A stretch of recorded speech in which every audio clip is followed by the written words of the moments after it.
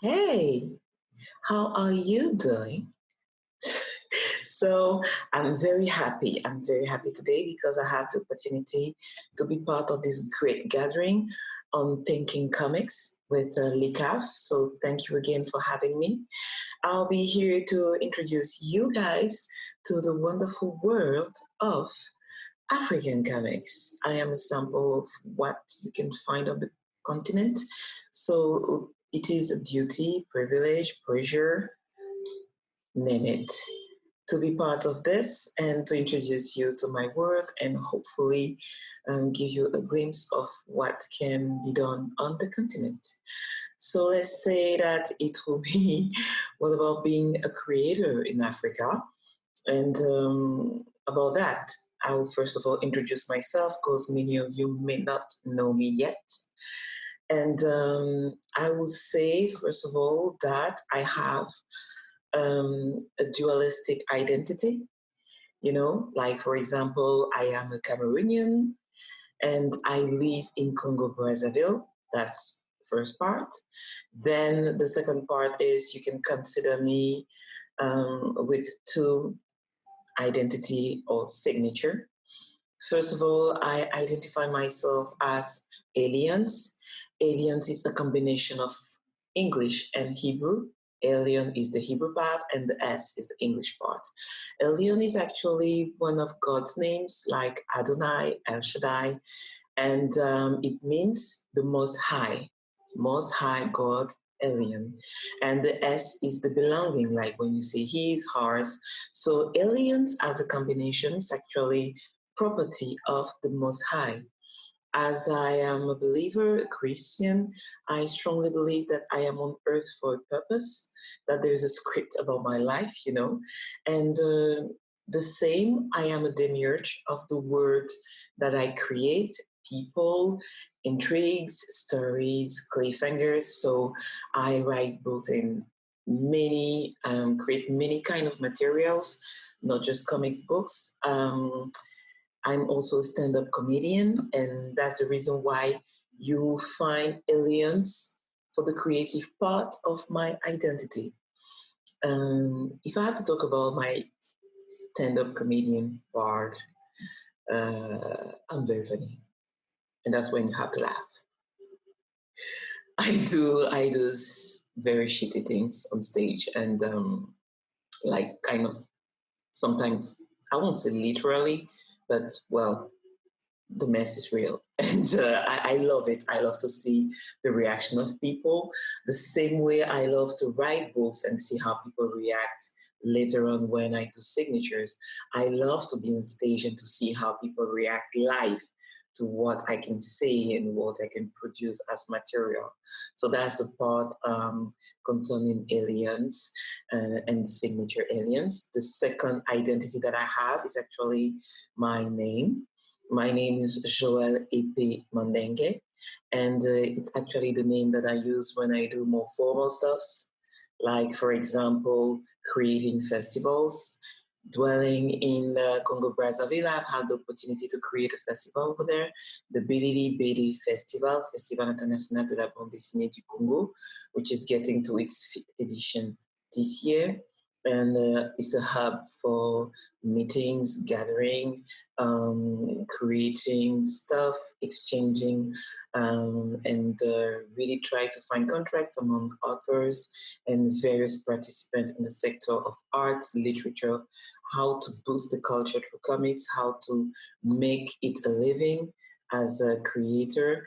So it's really a platform where I work hard on how to promote the work of creators and how I get them to be linked to the right and the proper publishing house, booksellers, so that their work can be known, bought, and seen on their local places and abroad at the international rate, if I can put it that way. And the other part when I'm using Joël Pimondenge is when I do curation of temporary exhibitions, such as this one that I had with the French Institute in South Africa. and La Cité Internationale de la Bande Dessinée d'Images d'Angoulême. It's Afropolitan comics from South Africa to the continent, images and conversations. So this is really, if you have to think of who's this girl, that's me. When now you want to get deeper into it and to say, okay, what is really your works as an artist? I've talked a bit about the creative process as a stand-up comedian, but if I have to show you part of what I do as an artist, let's say that I do various things. I do private works for international structures, if I can put it that way, professional works or private works. Well, not public works, actually. I can work for calendars with various structures like the World Bank or the European Union. And I can have more darker projects, can work on darker projects about various subjects. I do illustration for kids. And this is pretty funny because I can transform people into characters. that's how I see you in my world. If I have to put you in my world, how will I see you? Those are things that I also do. How to transform real people into characters that look like characters I could have created. And I also have fun, bringing or drawing homage to things that I read, things that I watch, the things that I love and enjoy. But at the very core of my identity as an author, I do a comic which is called The Diary of Eben Duta, La Vie d'Eben Duta, which talks about the shitty life of a Black girl, an African girl living in Europe. But she has her papers, so it's not administrative shit. It's all the other part of it, when you're legal somewhere, but you still have to prove yourself to fit in. You still have to be proud of who you are. You still have to work hard on your identity, and things are really not going the way you want it to go. And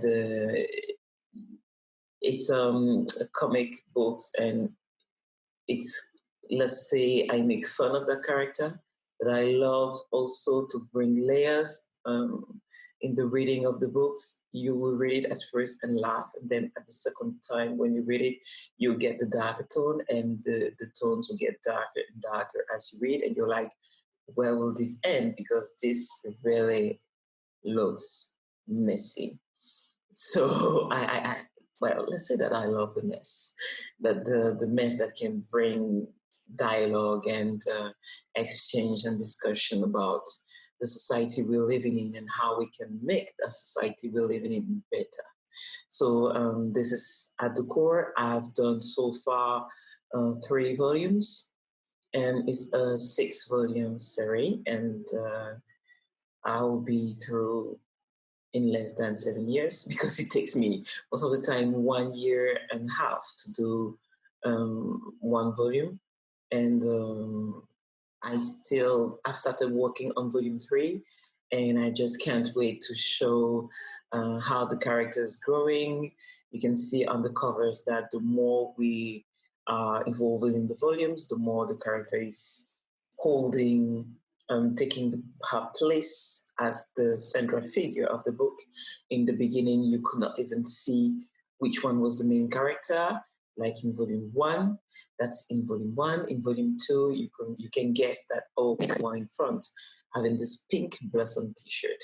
And then in the third one, you can clearly see that, okay, she's the one having that shitty life, and it's like everything is falling apart around her, what's going on. And so it's really interesting for me to explore the identities, the struggles, the pain that people can live beyond the color, beyond the geographical borders, if I can put it that way, frontiers. So it's something very interesting to read. I really recommend it to you. Even though you say, okay, she's the author, I really recommend you to read this and to tell me what you think about it. So this is about my work. You have a better overview of who I am and what I do, the kind of things and stuff that I do. And if I have to talk a little bit about the diversity of my creation, why is it diverse? Why am I not just an author? I will tell you that it's not just me, but it's really part of the identities that we have on the continent. Most of the time, um, artists, and I will really try to concentrate and focus on comic book artists. We don't make a living out of comics. Things are getting better, but they're not yet better. They're still getting better. And even in Europe, in the US, or let's say in Asia, people have issues having that good life, being a graphic author or a cartoonist. You work a lot, but you don't really have a financial stability when you're choosing this as a career. So let's say that on the continent, many of us doing diverse stuff. You will find a comic book author who's also a singer, who's also a painter, who is also into sculpture. You see people doing many things at the same time and excel at those things. You know, it's not just like they're exploring and you don't find the result. No. They're good at it. They're pretty good at it. And that's interesting to see that the difficulties and the challenges of being an African in African continent with its struggles will serve as a boost and not as a trap for creativity. And I would also say that, or put it this way, I can say that I will see myself as someone aspiring to be considered like someone like Leonardo da Vinci, all modesty kept. No, what I mean is, Da Vinci was someone who was into so many things, a physician, uh, a physician like into physics and not like, oh no, he was also a doctor, I think. He was drawing, doing sculpture, painting. I think at some point he was a botanist too. So he was in so many things. He didn't want to fit in one box and stay there.